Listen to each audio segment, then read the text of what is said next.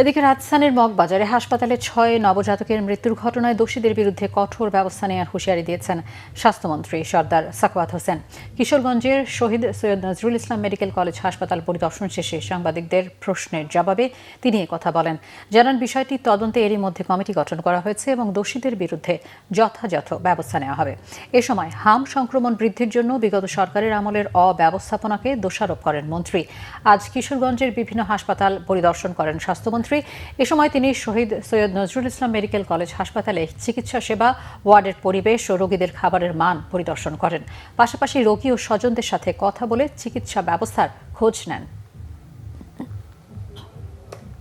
ঢাকায় যে ঘটনাটা ঘটেছে এটা একটা প্রাইভেট ক্লিনিক, তবে খুবই দুঃখের সাথে বলি তাদের অবহেলার কারণে আমাদের ৬টা প্রাণ ঝরে গিয়েছে। আমাদের পুলিশ মোতায়েন করা হয়েছে। আমি রাস্তায় থেকে আমার অফিসের ডিজি গিয়েছে, এডিজি গিয়েছে, হসপিটাল ডাইরেক্টর গিয়েছে। আমরা ওইখানে একটা ইনকোয়ারি কমিটি করা হয়েছে।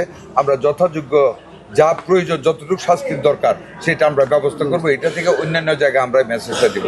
এর মধ্যে মিজেল অ্যাটাক করেছে আমাদেরকে। এই মিজেল অ্যাটাকের পিছনে বিগত 2টা সরকার দায়ী।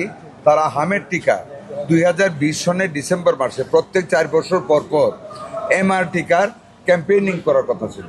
2020-এর ডিসেম্বরের পরে তারা সেটা করেনি।